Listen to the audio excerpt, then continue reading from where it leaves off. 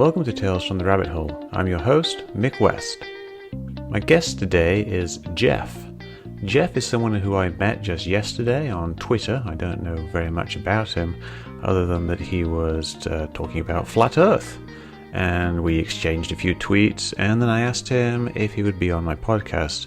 I basically wanted to just figure out, why he was doing what he was doing. Why was he tweeting about Flat Earth? Why was he getting into these arguments with people online about the Flat Earth theory? He was basically promoting Flat Earth. So here he is on my podcast. We start out having a long discussion about the Boston Marathon bombing, and we get into a variety of other topics. Geoff seems to be a nice guy, but I disagree with pretty much everything he has to say. I think it's interesting, though, that we can still have a civil conversation, even though we have these very fundamental disagreements about the way the world works. Hey, Geoff. Hi, Mick. So, I kind of wanted to talk to you because we had a brief interaction on Twitter, and you were kind of talking with someone else, I guess, about Flat Earth stuff, and someone mentioned me, in reference to something, and I kind of got drawn into the conversation. Can you kind of, I just find it very, very fascinating why people get into conversations like that. So can you tell me a little bit about kind of the background of why you were talking about Flat Earth in the first place on Twitter? Sure. Shall I go back to the initial starting point? Sure, yeah. Let's go back as far as you like. It's a personal, I've had a personal experience in conspiracy theory. So I lived in Boston area for almost 20 years. Of course, I was in Watertown in 2013 when they had the Boston Marathon bombing. But the aftermath, where the shooting took place with the Tsarnaev brothers. Yeah, the boat, right? Yeah. So that occurred in Watertown, which is right next to Cambridge. And so my apartment is right off the main street that takes Watertown to Cambridge. So I had was watching TV and I heard the breaking news that the MIT police officer was shot and that they're on the run. And I heard sirens, coming from every direction. This was around 11 at night. So I went outside. Few people gathered, and I saw police cars from neighboring cities, like 3-4 cities over. So I knew, this was pretty serious. And there was an individual who came up to me, asked me if I was familiar with the area. He was a reporter for the local PBS affiliate in Boston. And so he had heard from his producer what street this was taking place at, and he asked if I knew where it was. I told him I did, and he asked if I could get in his car and show him. So, sure, why not? So we were driving down there, and you could hear there's commotion everywhere. Nothing was organized. There was no barricade set up at that time or anything. And so we got out of the car, and you see the police running around, yelling at people to stay in their houses. We didn't hear any gunshots or anything like that. That happened previous to our arrival. So we're driving around, and there's barricades set up at this point. So the police stop us, and he showed them his press credentials, and they told us the staging area was at the Watertown Mall. So we went there, and this was around midnight, and people, media started showing up, and so we were kind of in the dark at that point. So about an hour later, they gave an update. They said the Boston police commissioner would be giving a press conference. To make a long story short, I was there until 3 p.m. the following day. Wow. That Friday. And around probably noon, I see a Apache helicopter come land right on the Best Buy rooftop. Now, this isn't just a state helicopter that, patrols surveilling the ground. This is a military helicopter, and I couldn't figure out why on earth it would be there, let alone landing on top of a building. In the meantime, I saw probably 150 police vehicles from as far south as the New York Port Authority, as far north as Maine. And, this is early morning, so they must be leaving, these are like 4-hour drives, 3-4 hour drives. So I couldn't figure out how they, why they need all these people in advance if it's just one teenager in essence who's, based on reports, didn't have a gun. So what I thought at the time was there must be like a cell or something that they know about, and shit's about to go down. And that's that was my impression at the time. So at the time, you weren't really having like conspiracy type thoughts about no, not at strange. You just thought there was a reasonable explanation at the time.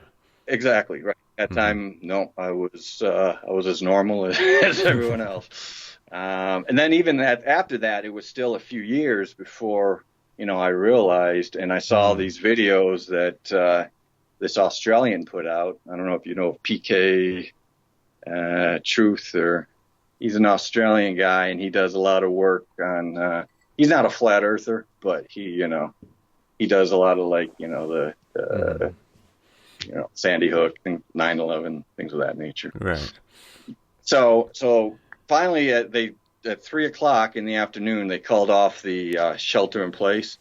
So when I got home, I was expecting my apartment door to be busted through because I wasn't there to answer, and if there really is this guy who they're pulling, 50,000, 100,000 troops, police, law authority, then they weren't messing around. And I got there and nothing. And I asked all my neighbors, no, nobody came to the door. Now, the other thing that I didn't understand was we were told that all the reporters have to be confined to this area. And I saw the news reports, and I saw Anderson Cooper live, shooting footage of, the police going and, going door to door. And I didn't think it. I'm like, well, how come he gets to go? Why is CNN, so special? But CNN, Anderson Cooper, former CIA, Operation Mockingbird, So that was something that at the time you thought was very suspicious, or was it something that you later thought, in hindsight, was suspicious? When I saw the reports that evening, and the live footage, I just couldn't figure out, okay, well, maybe they allow a few, reporters to be on the scene because it's, dangerous if they're going door to door, or for their security. But then we were instructed not to take any video or any pictures of the police. Now, shouldn't the press have freedom to do that? I mean, I understand security, but if you're looking for just one, and at the time I thought the only possible explanation is he ran into a house that was unlocked and, he has someone hostage. Yeah. And it turned out it was nothing like that. I suppose though, if he's still on the loose and you're taking photographs and posting them on social media, he could be following like the hashtags and he could see what the police are doing from the outside. It's kind of like how they don't like the news people reporting on hostage situations because it gives the person inside the building a view from outside. I don't know. Maybe that's. I can understand that, but they had no idea where he was. I mean. Yeah. But he doesn't know where the police are either. So anyway, I'm just kind of playing devil's advocate there. So the boat. So it's interesting about the boat, right? Now I believe this was all a hoax. Looking back on it now and just looking at some of the video footage and just all the anomalies. But at the time, I had no idea. I just thought, okay, well, maybe it was a practice in martial law. It was an excuse for them to practice this. I didn't think anything nefarious at the time, and then you look at the story behind these guys and, it just didn't add up. Why would they wait till the end of the race to plant their bombs? For maximum effort, you're going to get maximum exposure. Maximum exposure would be when the cameras are rolling. I don't know if I know it's a marathon, but anyone can run it. So they have the professionals come at the start of the race, and then the marathon. The rest. Well, it was still a pretty dramatic event, even if it wasn't at the start. I mean, it was still live on TV. I'm talking. Well, I don't think it was. No, it was. I remember it at the time because we were still supervising the race. I don't know because my father-in-law was running the race, and he's like an older guy, and so he was kind of in the back of the pack, and he was about 10 minutes behind the finish line when it happened. So I think someone in my family was still watching some feed, at least, of it, waiting for him to come through. I don't remember if they saw it or not, but obviously, like as soon as it went off, people were replaying that thing over and over again, and we didn't know if he was anywhere near the bombs when it went off. But it turned out he was about 5 minutes back. He was about 5 minutes. Okay, because they stopped the people. Yeah, they stopped everybody and they corralled everybody off into like a big area before they let everybody go anywhere. So it took him a while for him to find someone with a phone and call us. So it was quite a while before we got to hear from him. It was kind of a scary time. Mm-hmm.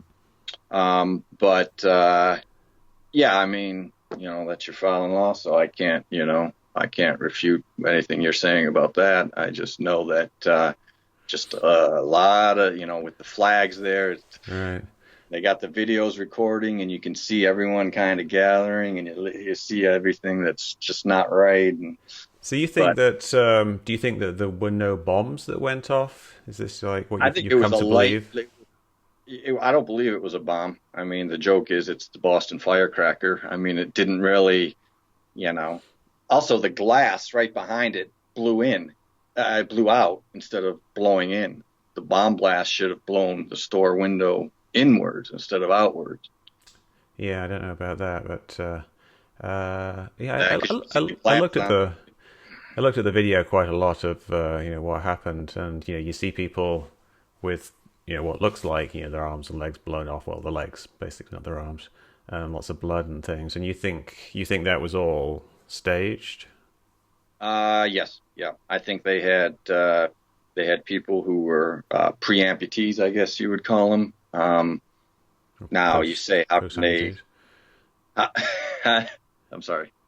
They'd be post-amputees, I guess. What you're saying, the people who already had their legs cut off, and you think that they faked it, like they had like fake legs, and then they took the fake legs off and put them in their backpacks. Well, you won't even see. There's no video of them standing before. You won't find any video. So to say they took them off, there's no video. They put them on. There's a set of photos where you can see them standing there. There was a guy down the street who took quite a lot of photographs at the time, and you can identify a few of the people who were there afterwards. But so you see the explosion go off on the TV from the finish line camera, where you see the thing off to the right hand side, and you see the explosion go off, and then people start running around. And then I think it's fairly continuous. You can kind of match that up with the video later, and so it's all one real event. It seems like it'd be very difficult to coordinate something like that. Yeah. I mean, I'm not saying that they haven't spent years practicing this. I mean, so you think that the actors would be rehearsing it for years to get it right? No, well, maybe not years. Not the actors rehearsing it, but the planning stages would have had to have been. They would have to have rehearsals, though, wouldn't they? Right. Yeah. So somewhere there would have had to be some kind of setup that matched the finish line, and like built in a hangar or something, and it just seems like a lot of work for what was the actual end result of it. Well, a lot of people will say that it's like with Sandy Hook. They even though it didn't involve guns, I think the military and police presence, it was so overarching that I think there was this element to it that maybe they wanted to practice martial law, an exercise in martial law. Maybe that was the end game. Right. So you think it's kind of like part of a larger end game thing eventually? Well, there's a few ways I look at it. One is I think keeping people in constant fear is one of the motivations as well. So if you look at a lot of these mass shootings, even going back to serial killers from the 60s and 70s, all these serial killers who would make it in the media were given all these names, like Son of Sam. Yeah, Son of Sam, the Night Stalker. Zodiac Killer. Yeah. And where are they now? They just disappeared. Well, some of them got caught. I think Son of Sam's in jail. Zodiac Killer was never caught, though. I'm not talking about the serial killer. I'm referring to the whole idea of serial killers in general. Oh, like, okay. How come there aren't Son of Sam today that, and the media must be complicit in all of this. So when you look at like Son of Sam and the Zodiac Killer, they had this narrative with like reporters. It just seems like it's kind of. Don't you think it's possible that some people could be serial killers? I mean, are they all fake, or is just some of them fake? No. I think the ones that are high profile out there in the media, what's a normal news cycle, right? 2 or 3 days. Now, of course, if it's serial killer, that's going to be extended because if they haven't been caught. But even, you look at like the DC snipers. Yeah, I was just thinking that was one of the ones that's more recent ones. Right. It was like City in Fear type thing. Right. Now, is it easier to control a population through fear-based methods? What does it do to them, though? Like, you say you're controlling them with fear, but what would they be doing if they didn't have this fear? What is it preventing them doing, or what is it steering them towards doing? You mean the perpetrators? No, the public. Like, you're saying the conspiracy, whoever the people in power are trying to control people with fear. Okay, I see what you're saying. So what are they trying to control them to do? To embrace the government, to look to the government for the answers. So they make it the government is the protector, and then yeah. But then with the Boston Marathon bombing thing, you say it's kind of like they wanted to practice imposition of martial law. So that's kind of like, is that like the next stage? Okay. Like well, it's also same concept, fear-based. You can't even go to a race without worrying about some terrorist blowing up blowing your legs off. And the other thing about that is, if you look at a pressure cooker bomb, and you probably know about this is your area, physics and math, doesn't it exert an upward force? So why just legs? Why not arms? Why not decapitations? Why not I mean, like, pressure cookers are specifically designed so the top doesn't come off. If you look at them, they're interlocked with those flanges, so it's not necessarily going to blow the top off. And even if it does, like the pressure weight, I think like I've never built a pressure cooker bomb myself, but I could totally see it like exploding out sideways because the whole thing is going to shatter. It doesn't just like pop the top off. All the metal, all the metal shatters and it shoots things in all kinds of different directions because you've got this sudden incredibly high pressure in the middle and it's pressing outwards in every direction. And I don't think it's going to just go off the top. But I don't know. Maybe that would be an interesting experiment to try to debunk this idea. I'm not sure how the neighbors would take to me building a pressure cooker bomb, though. Maybe I could do something on a smaller scale. Can you even buy pressure cookers anymore without having to of course you can. It's actually, they're very popular nowadays. There's the Instapot is a pressure cooker. Everyone's using their Instapots to cook things. And you can find pressure cookers anywhere. It's not like and they didn't use anything special. They just used fireworks, which you can still buy. So, I mean, if you wanted to duplicate it, it's very easy to build a pressure cooker bomb, sadly easily. So in some ways it's almost surprising you don't see more of these things because of how easy it is to make simple IEDs essentially. But anyway, kind of drifting off topic. So you were like, this was like your kind of, I guess, your awakening into this type of thing that you got suspicious about the Boston Marathon. So then where it truly hit me was the Orlando Pulse shooting. Okay, the nightclub where they showed the victims being brought towards the bar of the club as opposed to away from it. Now, if there's gunfire raging, And then there's a video where you see they're holding up a guy and right in front of the camera, and they think the camera's not looking anymore, but it is, and they let them go when he's just walking away. Now, I mean, so anyways, that was I don't need to go into all the details. It's interesting that, like, when you saw these things, these suspicious bits of video, were they things that you saw yourself whilst watching TV and you thought, oh, that's suspicious, or were they things that you saw later on YouTube where someone else pointed out that they were suspicious? That one I saw on YouTube, and actually by the same guy, PK Truth. PK. Yeah. He did the. He actually, I don't know, who knows what you can believe, but supposedly the Melbourne police came and arrested him, and because he was exposing this Melbourne shooting, or not a shooting, but a car running over people. Like a truck attack type thing? No, not yeah. Well, it was just a car attack. Just a car, yeah. But there are a lot of things I see myself now. I think what you do is once you create this foundation, you know what to look for. All the signs, all the symbols, they keep popping up, all the same things. And I think a lot of it is based on the concept of duality. Like the Freemasons are obviously, in my opinion, a big part of it. And so what they do is basically opposites, right? So when he was found on a boat, let's say go back to Tsarnaev, he was found on a boat on shore, So that you think that's like they did that deliberately? Yeah. I think a lot of this, like Robbie Parker, that wouldn't be. He was told to do that.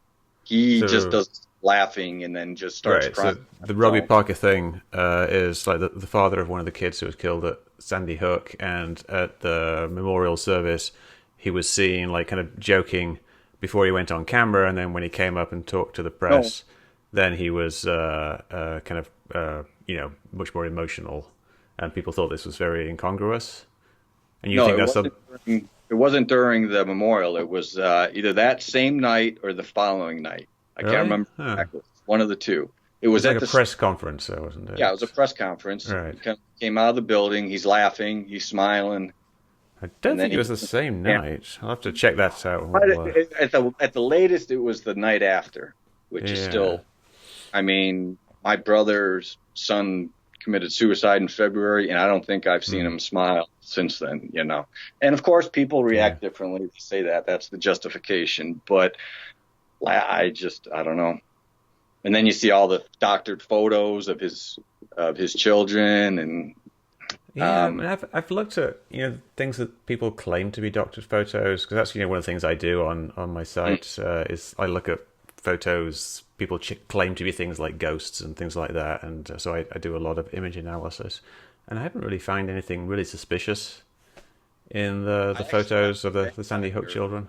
I actually got banned on one of your Metabunk threads about the Roy bathroom with the 15 children. Oh, right. Was that you? Oh. Remember that? No, I do remember that. Yeah. One of the moderators, the other moderators there, Deirdre. She's more of an expert in the Sandy Hook stuff, so I usually let her handle that. But yeah, I think. So, what were we talking about? Robbie Parker. I searched your Twitter handle, and your previous Twitter name was something like Robbie Parker or something like that. Robbie the Crisis Actor. Oh yeah. I don't that one. Well, you know how it is with Twitter, right? They ban you for it doesn't take much when you're going back and forth. Yeah, and they're certainly clamping down more on things like this. Right.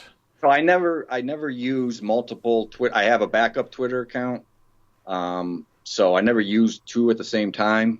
But I think what you're referring to might be because my current one, same account, but you changed the name, like the username. That could be it. Okay. Because you're the LOL guy now. Yeah, you know who that guy is, right? No, I'm not. Is that a meme? He was at the Pulse shooting. Oh. And he was in the background just laughing the entire time. Huh. If you Google it. No, I'll check it out. Yeah. And, so I was really interested in this idea of the duality. In a way, it seems like a bit of a strange leap for me into I don't know, almost like the occult or something. Is it something that what does it mean, this duality, and why are the perpetrators putting out this, like, opposites? Is there a purpose to it, or is it just symbolic? I think so. I think a large part is they want to create opposition to God's word. So if you look at like evolution, and if you look at and right, you'll admit the Freemasons were involved in heliocentrism and evolution. I mean, the Royal Society. So what I believe is that they believe in achieving a balance, right? So in order to have the rich, you need to have the poor. In order to have, happiness, there needs to be misery, and they think this creates a balance, and that's how the world should is in perfect harmony. Things in opposition, balancing things out, and so you look. Do you personally now look for things like that on TV when you're watching events, and you try to spot that type of thing? Yeah. In fact, that's really the only reason I watch TV anymore, is to try to see if I can uncover any suspiciousness. But it's it's like with the back to the duality with the pulse. They're taking them to the club as opposed to taking the injured away from the club. So you don't think that was just, I don't know, the crisis actors getting things wrong? You think they did it deliberately? Deliberately. That's very interesting. They did that because I think that they maybe feel like, okay, we have to give some truth in plain sight. We have to show in order to have them justify their actions. I think it's some weird like honor code, even though they're deceptive. I've kind of heard before, like, people say that the Illuminati or whoever have to include clues when they're doing things, almost like they're laughing in your face, or just some kind of, they have to have some truth in there. I think it's a combination of mockery and having to. I mean, that is their motto: truth hidden in plain sight. Right? I mean, I don't know. It sounds pretty weird to me, but back to the Illuminati. You know who started that? That was a Freemason. Weishaupt or something. Weishaupt. Yes. Yeah. So he was a Freemason, and he started the Illuminati, but he was still a Bavaria. Freemason. This is like in the 1700s, wasn't it? In the Bavaria. Right around the time of the American Revolution, because a lot of people suspect that that was a prelude to the Revolution and the American Revolution, since they both happened within that time span. But so what I think is that, because all you hear in the Illuminati, right, in the mainstream, rappers always talk about the Illuminati in their lyrics.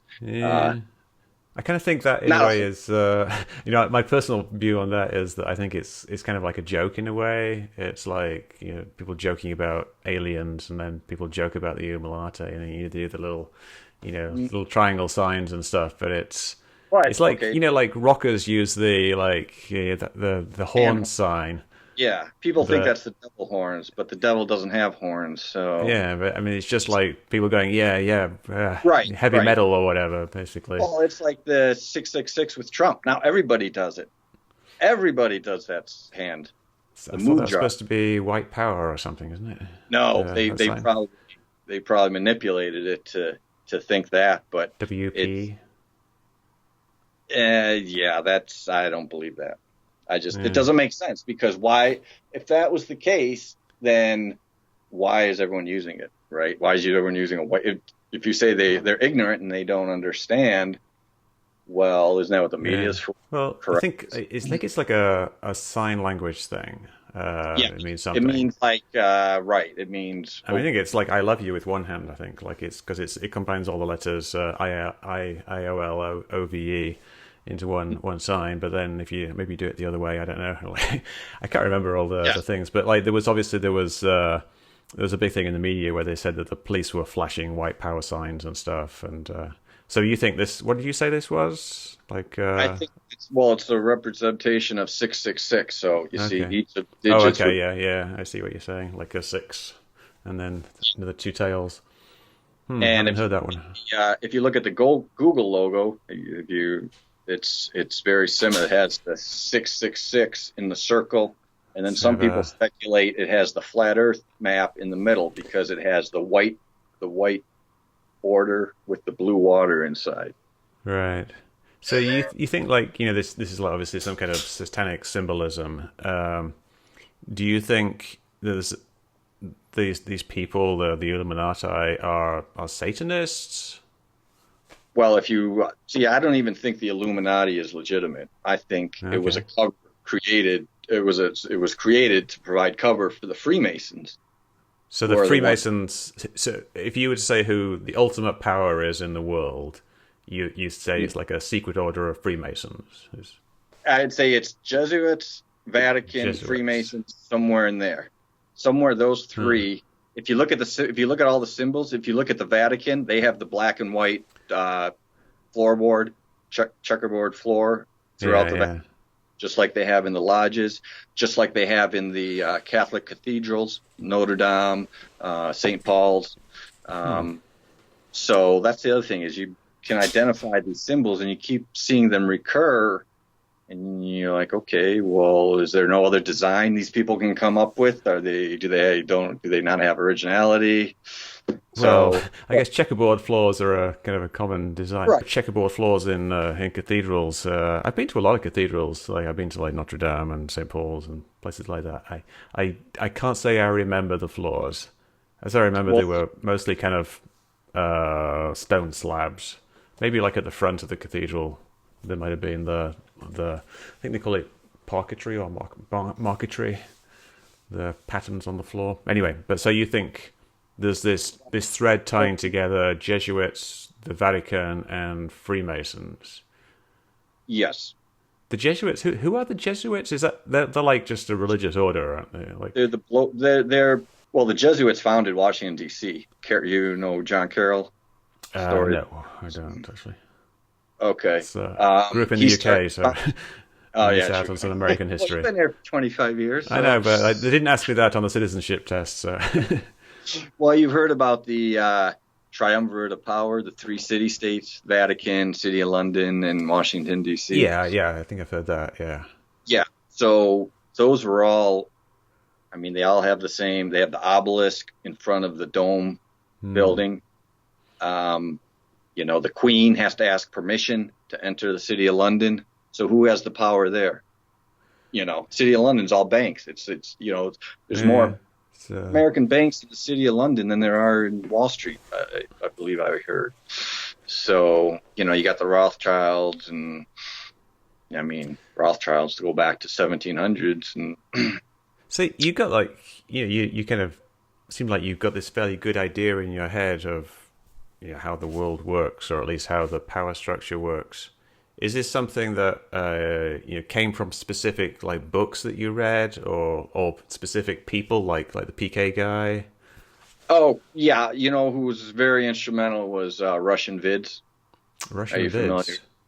I've seen Russian Vids. I didn't realize. He does a lot of but he also does the Freemasons.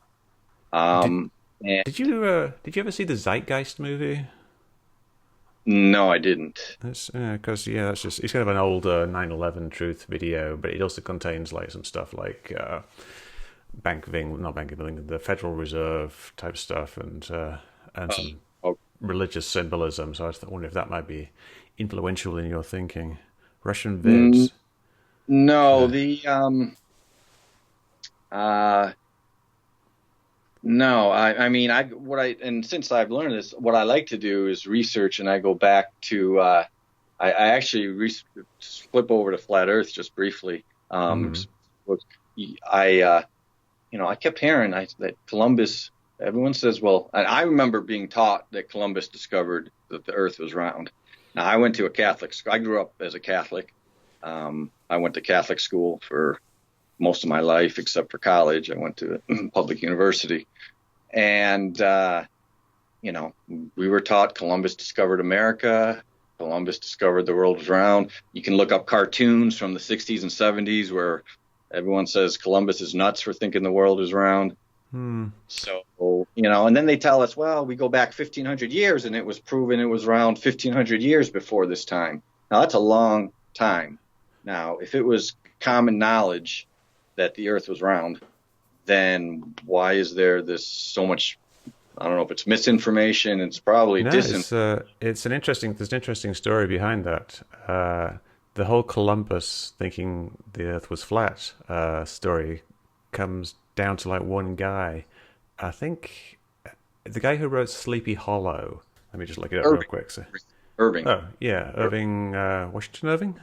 Washington Irving, yeah. Yeah, okay, so he wrote like a history of Columbus in which he said that Columbus thought the earth was flat. And this was kind of like the first anybody had ever,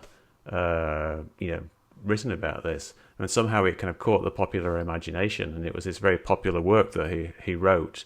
And all the misconceptions that go to the current day all date back to just this one book by Washington Irving.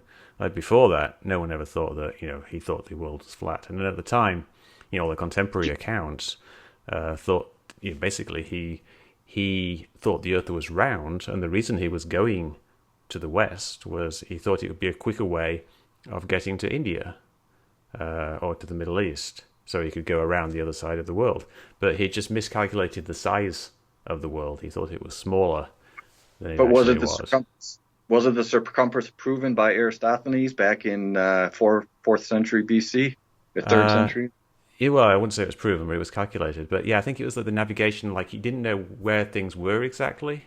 So he didn't know how far away China was in that direction and how far things were in that way and whether you can go up or not. So he miscalculated how far it would be to get to the to India. That's why the West Indies are called the West Indies, because they thought it was India that they were landing up. I heard that. Twice as far. But yeah, it was. They never thought it was flat, and they used celestial navigation, which requires the Earth to be round for it to actually work. Okay, so then what about the Phoenicians? Before they knew the Earth was round, how did they sail all the way up through the Horn of Africa over to, I think, the Atlantic? Well, if you're sailing around the coast, it's fairly easy. You just keep the coast in sight. That's the thing. Navigation by boat is fairly straightforward if you can always see the land. So trade routes would follow the coastlines, and it took a lot longer before you could actually, well, not longer, but like it was harder to lose sight of the shore. Okay. That's why you get that popular saying, you got to have the courage to lose sight of the shore, because it's so difficult, because then you have to trust your celestial navigation and your compass and things like that. Okay, but didn't Aristotle, one of his proofs for determining the Earth was round was seeing sailboats sail over the horizon? Yeah. They can't land from there. No, I guess they do sail, and I think like in the Mediterranean, you can't see one side of the Mediterranean from the other side, so boats would travel from places like Italy to Africa. I'm not sure if you can see it from Italy, maybe the south of Italy. But we're kind of like getting into the details of flat Earth. I'm interested in like how you personally kind of discovered the whole flat Earth movement and how you got into it, and what did you first think when you heard people saying the Earth was flat? Okay, well, I bet you know my answer to that already. Well, I think everyone else does the same thing. When you first hear it, the same thing. What are these idiots talking about? I mean, that's what I thought, because at the time I was looking into the conspiracy videos of the shootings and things like that, and I'd keep coming across flat Earth, and I just would dismiss it. I mean, I never even looked into it. And then you think, well, there's this stigma attached to it, right? Why?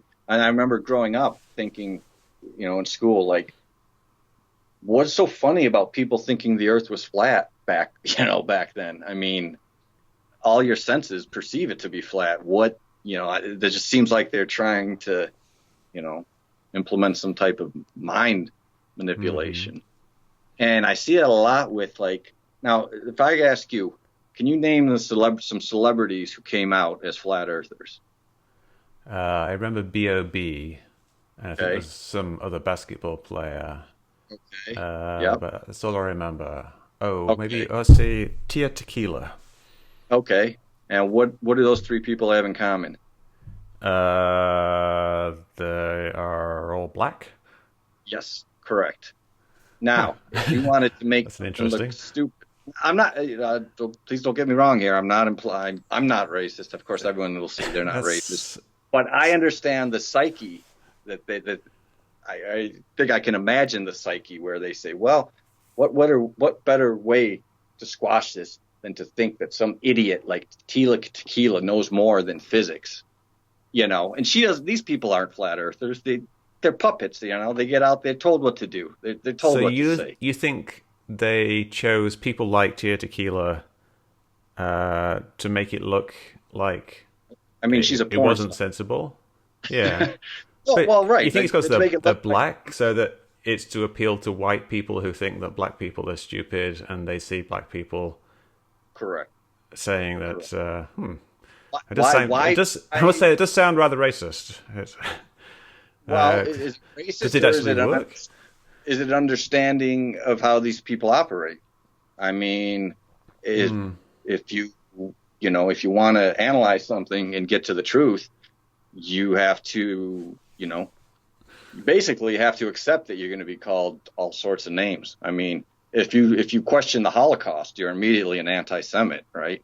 I mean, that's the way. There's certain things that, like, Shaquille O'Neal was another one who came out saying it was flat. I think he was just joking there, Shaquille O'Neal. Well, he's a Freemason, so was he joking, or was he giving some truth in plain sight? Yeah, it's hard to say. So everything must be rather suspicious if you're of a suspicious mind. So you started out being like you thought it was stupid, the flat Earth thing, and then you thought there's some kind of mind control thing going on. Well, no, I moved ahead there. Okay. First, before I looked into it, I thought it was stupid. Can anyone question that? Yeah. And I don't have a science background. I mean, I have a Bachelor of Science, but it's in international relations, so I don't have a hard science background. In fact, I've learned more about physics studying flat Earth than I ever did. It's quite educational. Right, it is. And so that's the other thing. How many people do you think who aren't science, who don't have a background in science, would understand all these concepts? I mean, they'll be the first to say, "Oh, you're an idiot. You believe in flat Earth." And I ask them, "Okay, how many planets are estimated in the universe?" 24 septillion. That's 24 zeros next to it. Okay, How far away is how many miles away is the sun? You think the average individual will know these answers? I don't believe so. No, probably not. Not unless you look into it. Yeah, it's not the type of thing that people are interested in. So I think there's people like you who are, I would say, I would put that at like the top 5%, people who really understand physics and cosmology, things like that. Nerds, basically. The other no, not nerd. No, it's a reasonable label, I think. I actually used to think, you were like this controlled opposition, and because you go on the joke. I get that a lot. And I'm like, but he's such a nice guy. Maybe that's the angle, that maybe that's part of the plan. I know it's right. You got like Alex Jones on one end, who's the belligerent, in your face, making conspiracy theorists look idiot, and then it's just they have every section covered. I don't think nothing will ever happen. I don't think, even if it's true, it might not be true. Who knows? But I just think that the matrix has been so established over time in place, with programming, television. There's nothing. People think flat Earth is gonna eventually become mainstream. It's not. No, I don't think it is. Well, the other thing, why don't flat? So. Okay, so that's not even my. To be honest, I wouldn't.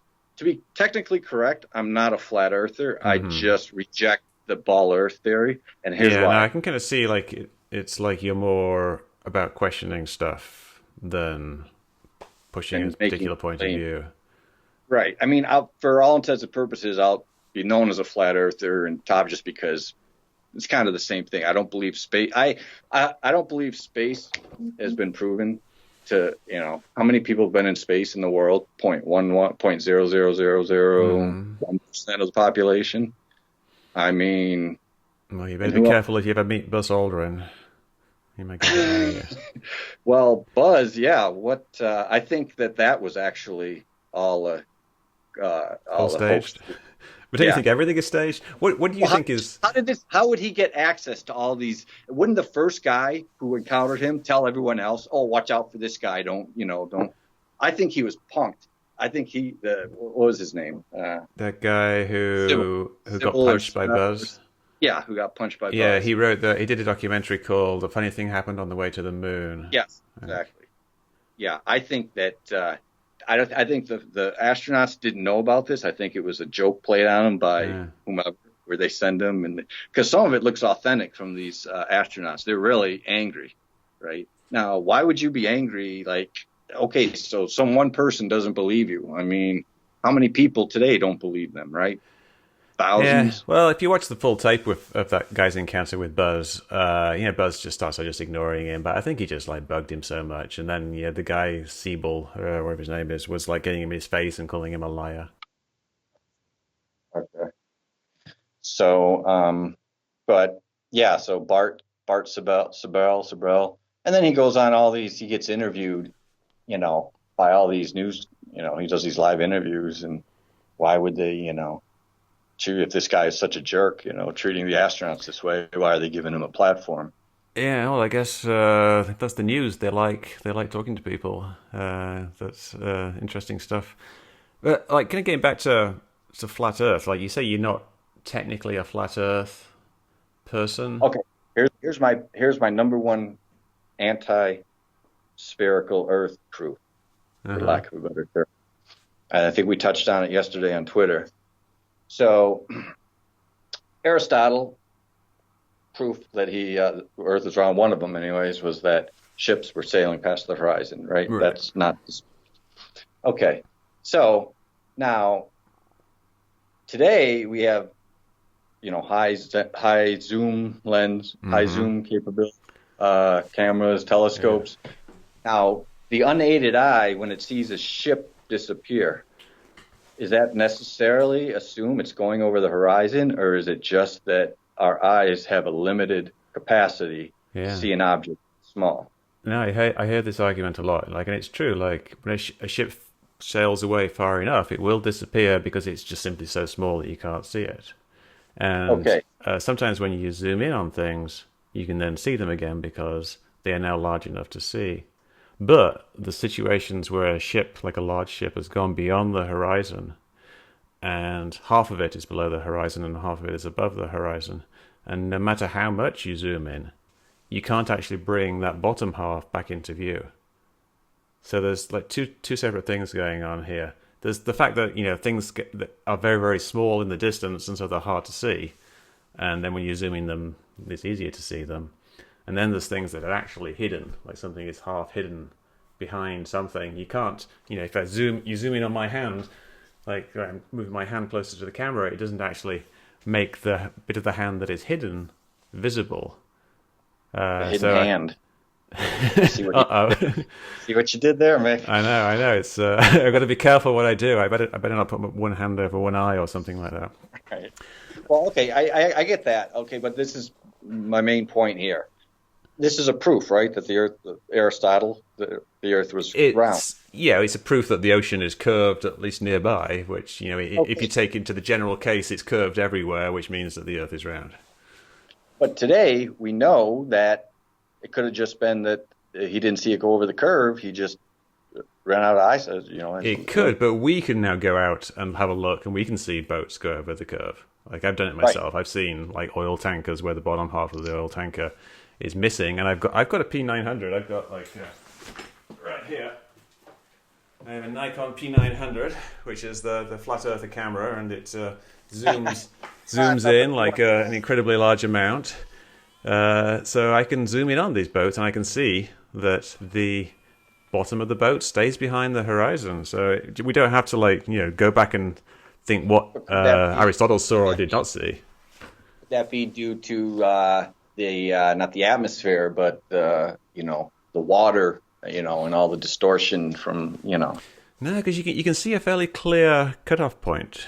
Yeah, especially when you're down on the beach. If you're down on the beach, the ocean is the horizon's fairly close, because the lower down you get, the closer the horizon is, because you can't see as far. And so the actual line of the horizon becomes very, very clear. Okay. And you can see that it's just basically the boat is behind this horizon. Mm-hmm. And that's another thing that's very suspicious is you have this flat, it just cuts off. It's I don't want to say flat. I mean, but it's no, it is flat. It is flat. That's the thing that confuses people, I think, with the horizon. If the boat's sticking to the water that's already curved outward, why isn't it inverted? I know about that the degree is such a small degree you wouldn't notice it, but some of these, it's just, how is it straight up when the base is basically on the side here? It's illogical to me. Yeah, I think you have to draw me a diagram of that. Like, you're thinking like a boat should be tilted over if it gets further away? Well, if you're saying this, the horizon that's the cutoff, right? That's everything behind there we can't see because the Earth is completely dipped away.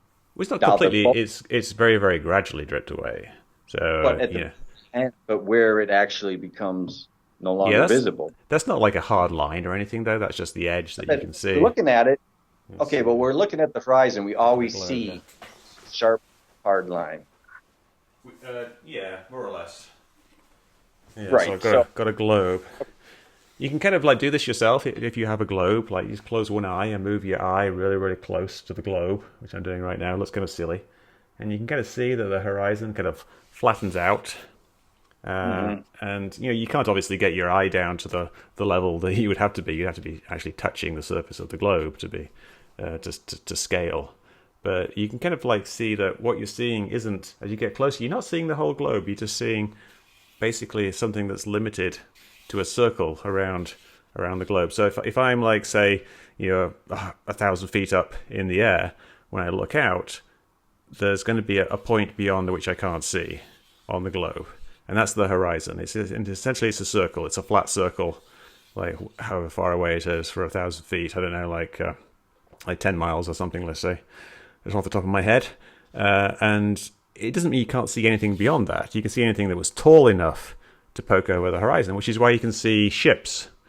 The bottom of the ship is hidden beyond the horizon. The top of the ship is visible, and no matter how much you zoom in, that doesn't actually change. There's lots of complications with it, with like the weather and refraction and stuff like that. But like there's some very, very clear cut examples where you see islands. Like where are you based roughly? Oh, you're in Boston still? Michigan. No, yeah, I moved to Michigan. Okay. I'm originally from Michigan. So, like, you probably got like access to one of the lakes there. I can't remember which lake you'd be close to. Great Lakes. Yeah. About Lake Erie is the closest. In fact, actually, I was going to do an experiment because there's some wind turbines in Canada. Well, if you know, like Detroit borders Canada, so you go along the Detroit River, which leads into Lake Erie, Lake St. Clair. If you're going right along, called Grosse Pointe, Michigan, it's one of the probably the most affluent city in Michigan, and it sits right on the Detroit River. And I should not be able to see. I mean, I could see them almost in their entirety. And so I went back to Google Maps, and but anyways, I recommend people do experiments like that. It's sometimes difficult to get the right situation because sometimes they're not far enough for it to make a real difference, or sometimes the weather doesn't cooperate and you might have to go back a couple of times. But I do recommend things like that, and wind turbines are pretty good because they're spaced out. So you see one nearby wind turbine that's only got a bit obscured, then there's a further away one which is a bit further down the slope of the Earth. Yeah, so give it a go. So okay, anyway, I didn't finish giving you my It was partway there, and it has to do with the ship over the horizon, right? Right. So now, so the ship goes over the horizon. You're out. You're looking east, right? You're looking. Let's say you're on the East Coast, and you're looking east. Okay. Okay. Now, and you see it go over the horizon. It's traveling directly away from you, so it's traveling east, right? Yeah. Yeah. Okay. So now goes completely over. It's basically like a hill, right? I know it's not a hill. It's elevation. It's a little different. For all intents and purposes, it's it's curved, right? This curve has a curve down and curves up, right? So now if that boat did a 180 and came back to shore, how is it not going up instead of continually down like the model states? From the perspective, I'm talking about from the perspective of the person on the boat. Yeah, no. Well, but let's say you take a video of that boat sailing over and disappearing, and then you play that video in reverse. That's going to be exactly the same thing that's happening. So I don't really see the problem. You think it's going uphill coming back? Yeah, of course. But I mean, you're saying it's curving down. It's curving down, right? It's not curving down because there isn't down on the globe. Down is always towards the center of the globe. So over here, at the top of the globe, it's down. And the equator down is like that, and the bottom down is like that. So when a boat is sailing on the surface, it's essentially sailing on what seems to it to be a flat surface, because as it sails along, what is down is changing as it gets further and further. Now, from what you're talking about a tiny little bit of it, which will look almost essentially flat. It won't really look like whether it's up or down from the boat's perspective. So when a boat sails in any direction, it's not going up or down. It's staying at the same altitude, but altitude on the globe is relative to the center of the Earth, essentially, to the surface of the Earth, but really to the center. And so it's always staying at the same height.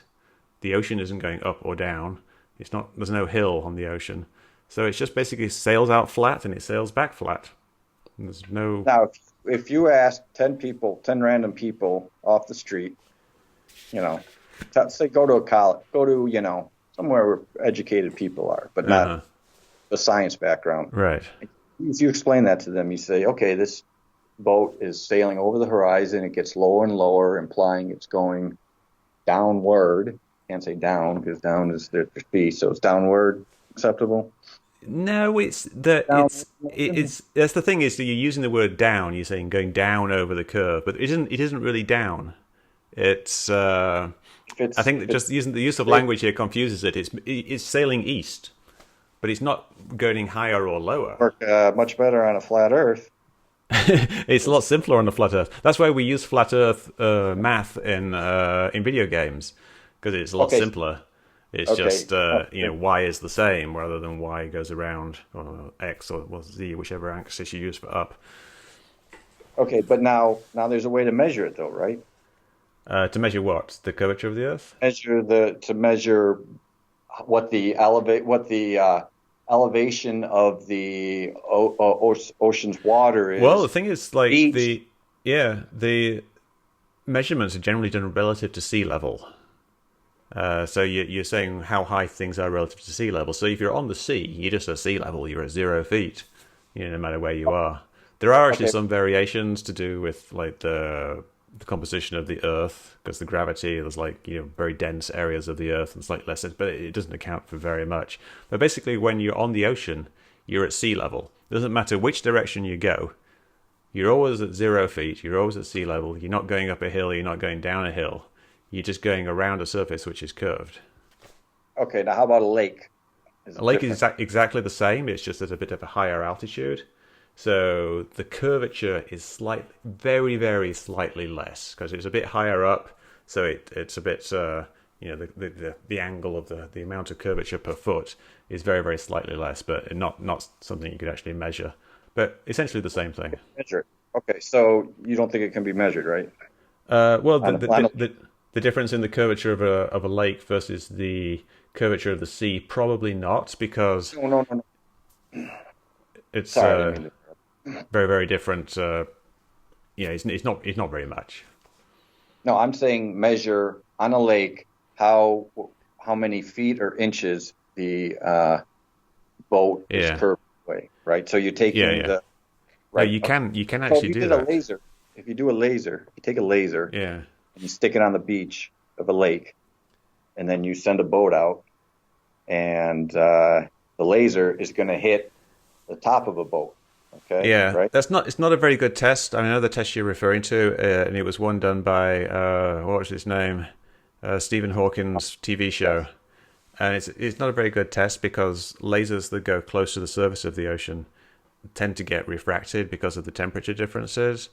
So it's not very accurate. It can kind of demonstrate the principle, but it's not very accurate. A better thing to do is to use something that's very, very large, like the Sears Tower, the Willis Tower, for example. You look at that from far enough away, from a certain altitude. If you know what your altitude is, you know how big the Sears Tower is, you see where the horizon cuts it off, and you can get from that a reasonable estimate of the curvature of that lake. And even better is to use mountains. My favorite one is Catalina Island off the coast of Los Angeles. So that's like 35 miles away. It's a mountain. It's about, I think it's like 1,800 feet high, 1,600 feet high. And you look at it and about half of it is missing from 35 miles away.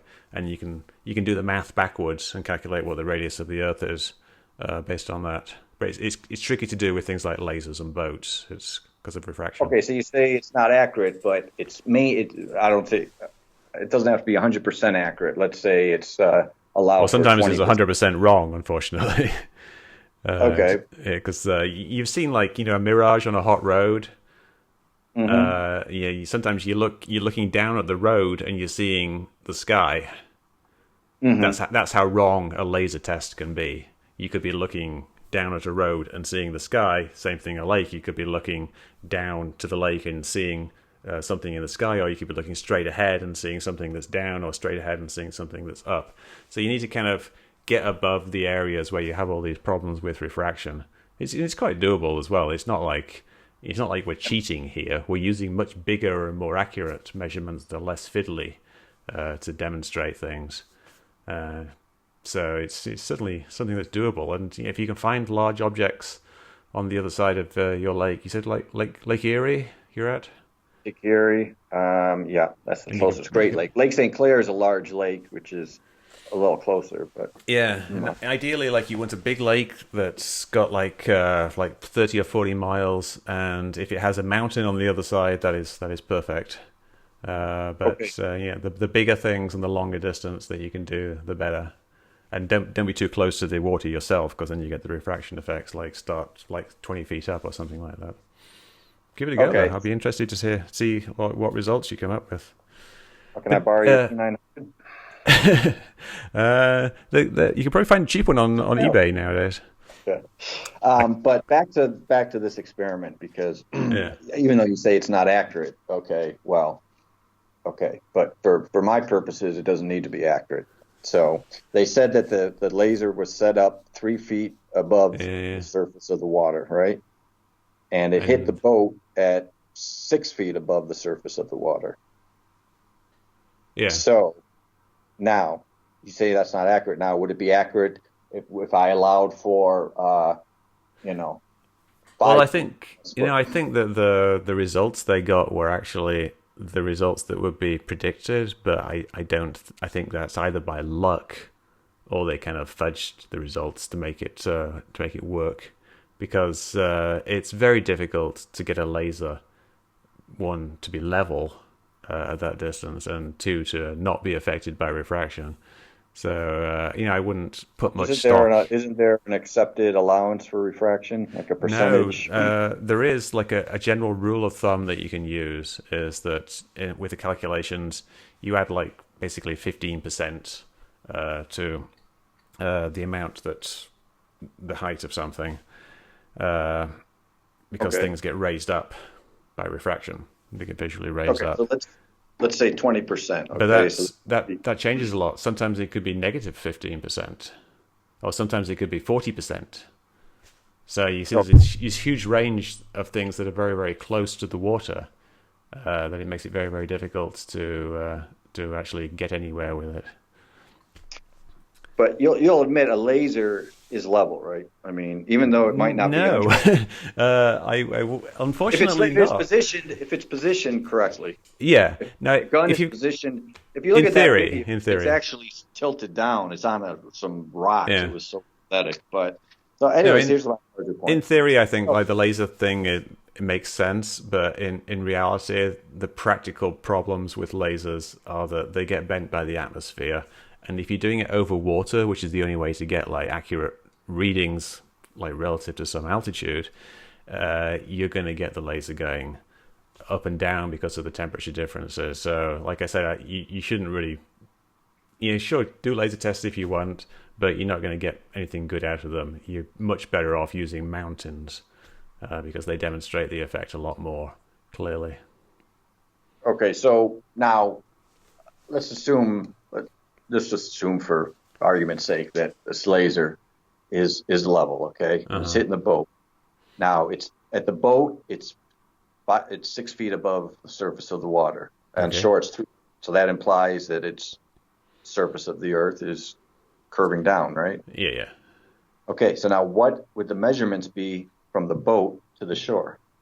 It'd be the same thing if you could do such a thing as get the level on the boat. So the same thing. So that shows that from the point of view of the people on the boat, Earth curving in its opposite direction. Well, you could argue that's about anything. Like if you're on a ball, if it goes this way, then if you're over here, then it goes this way. It's the opposite direction. It's the same thing. Right, and but and it's going because it feels flat no matter which way you're going. It doesn't make any difference.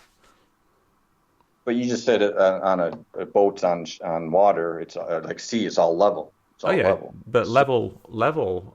This is kind of a misconception people have is that level doesn't mean completely flat. Level means relative to the surface of the water, the surface of the ocean. Right. But so sea level is a curve. It's not a flat surface. Sea level is a curve, which I know it sounds bad, and people are like, "Oh, level can't be a curve. It's level. Level means flat," but it doesn't. Like level in surveying means basically sea level, the surface of the ocean. Right. So because everything is level. When you're on the ocean, it doesn't matter which way you go. There's no up and there's no down. You're just going along the level, and it feels like you're going along a flat surface. You kind of think like, say you're in, you've seen like space films.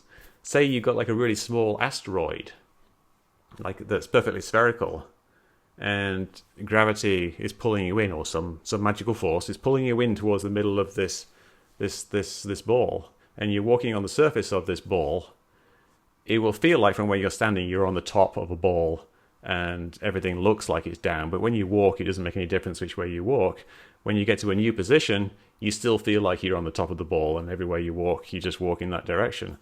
There's no up or down on the surface of the Earth, on the surface of the ocean. So you can't say you're going one way, you're going down over the surface, and the next way you're coming back up. Everything looks down from every position on a ball. But that's what I'm saying. If everything looks down, and we just determine these measurements where at the boat it's 6 feet above the surface of the water, at shore it's only 3 feet. That's not down. They're not looking down. It is. But then you've got your start position is different. Where the end of the line is where the laser hits the boat. You're 6 feet above the water, and then that line is looking down. So if you do two things that are symmetrical, you get two lasers, one on the boat and one on the shore. Put them both at 3 feet. And you point one at the boat and one back at the shore, and they're both level relative. That's what I want to see. They will both hit. Why they done that? Well, because you can't put a laser on a moving boat is the reason they didn't do that. It's, going like this. Well, I mean, you can do it over land. You could do it over land. You could do it over land, but again, like it wouldn't tell you very much because of the refraction. But you can do these kind of it's a reciprocal thing, is what they call it. And there's something you could look up like later. There's a thing called reciprocal leveling, which does essentially what you're talking about here. Leveling is making sure everything is level, meaning it's the same. If you're on a road that's 100 miles long. It needs to be level, which isn't flat; it's slightly curved. But they take all these measurements to make the road be level, so there's no steep ups or downs in the road. And they use a thing called reciprocal leveling, where they take a site in one direction and then they take a site in the other direction, and then that actually cancels out the curvature of the Earth because they can use that plus that. I'm not sure the math off the top of my head. But they do actually do what you're talking about. They're looking in both directions, and then they can find where the actual level is based on that. It corrects automatically for the curvature of the Earth and for refraction. So anyway, kind of getting into very obscure details here, and we have been talking for over an hour. So is there anything that you'd really want to talk about that we haven't really covered yet? Yeah, I have one video on my YouTube channel, and I took it right outside of my office here. Mm-hmm. And it's this, it looks like a rocket took off, and there's no way that's contrails. And in fact, what's great about this video is that you can see another plane just above that, just the tiniest trail, so a legitimate one. There's I a reason. I don't think they're poisoning people. I don't think, barium, aluminum, all this stuff, because for that to be true, then the elite would be affected as well. So I think it's more about geoengineering of the weather. Right. And I've seen some days here where you look up in the skies, you see all the contrails, and then you just see these weird clouds. And then when you don't see any contrails, you won't see any, It's just something, unless you really, I think most people don't bother to look up at the sky and notice these things. So the one you said that looked like a rocket. You said that you saw some that looked like this, and then you saw one that looked like a rocket that was going straight up or straight down.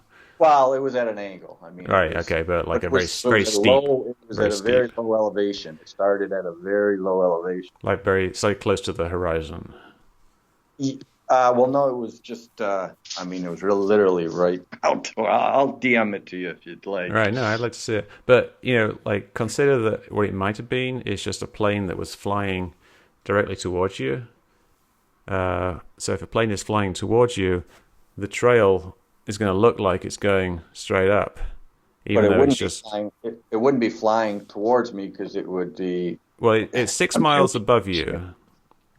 Planes are about 6 miles above you, 6 or 7 miles above you. So you're looking up at something that's like 6 miles up and maybe, say, 20 or 30 miles away, and it's flying in a path that would take it roughly over your head. You got to think about what that would look like. Like if you look at, a good example is the ceiling tiles above you.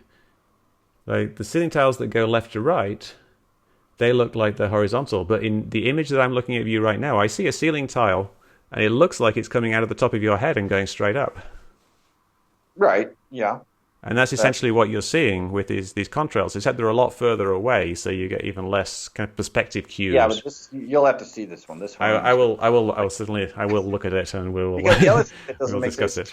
It's clearly at a lower elevation, because you can, in the same video, you can see another much higher elevation. Well, now, if I'm wrong, but isn't the higher elevation colder, and that's the reason? It is. But I think people often make the mistake of thinking if something is closer to the horizon, that means that it is it's higher. But if you look at what I'm pointing at right now, I've got this pen. Can you see that pen in the video? And behind it, I've got a map of the world. Mm-hmm. And in the image you're looking at now, I'm holding the pen up, and it's a lot closer to the camera than the map of the world. And the pen is above the map of the world. So you would think that map of the world is actually lower than this pen. But it isn't, because if I go across the room, holding the pen at the same height, it's actually here. Yeah. It's just the perspective makes it look like it's higher when it's actually a lot lower. And if you get like here, it looks like it's like higher than everything in the room when it's actually lower. So just because something is close to the horizon doesn't mean it's actually lower.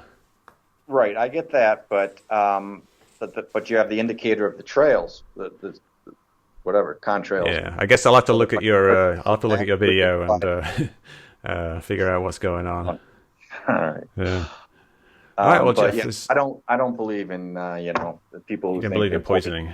You think it's geoengineering? No, it's a common belief that people have. I don't think. I think it's contrails. I don't think that geoengineering is happening. I actually talked to David Keith. He's a famous geoengineering researcher, and I had him on my podcast like a couple of months ago, and we discussed it. And he basically says that he doesn't know of any geoengineering research that has proceeded even to the practical experiment stage. They just don't know how to do it, and they don't really. There's, it's Disney, but there's old Disney documentaries you see from the 60s where they talk about geoengineering, controlling the weather. Future, yeah. But then they talk about they talk about flying to other galaxies as well. But we're not doing that either. There is probably something that will happen in the future. There will be geoengineering at some point in the next hundreds of years if society manages to survive. But right now, I've talked to the top geoengineering researcher, and he's not aware. Of course, he could be lying. He could be influenced by the whoever the triumvirate. But so I just want to ask you something. Like, what do you think of people like me who debunk conspiracy theories? Well, you specifically, you're a good guy. So, if you didn't have people like us, you wouldn't have a livelihood right now. I mean, I know you're a video game programmer, so you could obviously I'm retired, so I don't. So, I think there's a balance between people who, you can't insult them too much because without, can't bite the hand that feeds you, so to speak. Well, no, but I wouldn't say you're feeding me.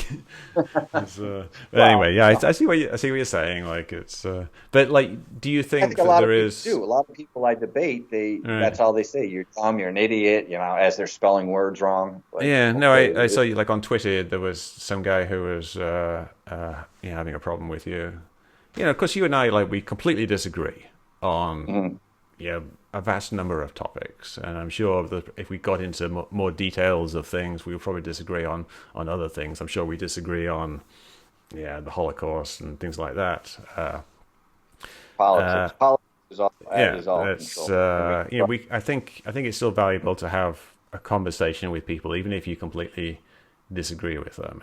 I'm not trying to validate your positions because I think they're wrong, but I think it's important to understand why you believe what you do, and for me to kind of explain to you like why I do what I do, and try to get past this name calling thing and try to have some kind of resolution rather than just fighting.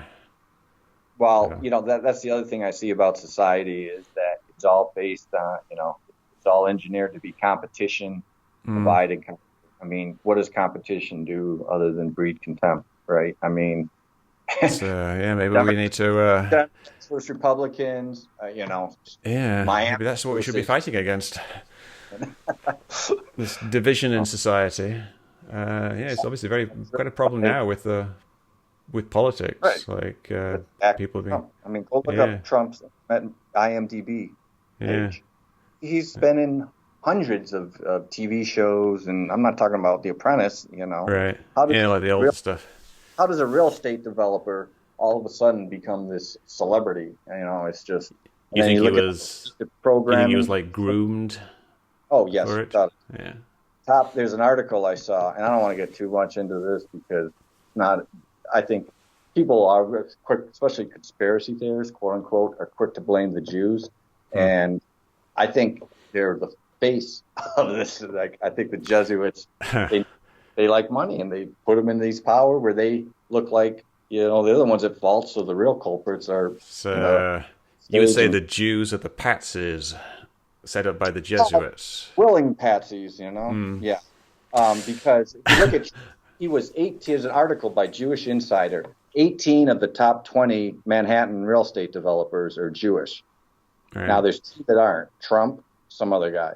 Trump's number 4 in wealth. How does someone who has $6 billion hawk steak and wine? That makes no sense to me. So I don't believe he has that kind of wealth to begin with. But so he's put in here. You have that locked down. Doesn't matter what group. It could be Christians. It could be it could be any race. There's going to be an inherent bias when you have that much control of it.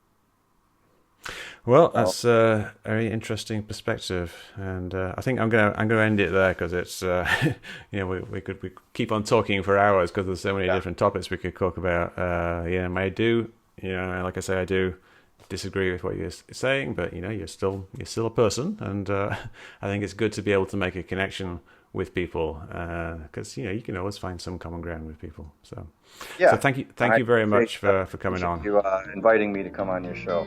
All right. I appreciate it. Thanks. Okay, thank you.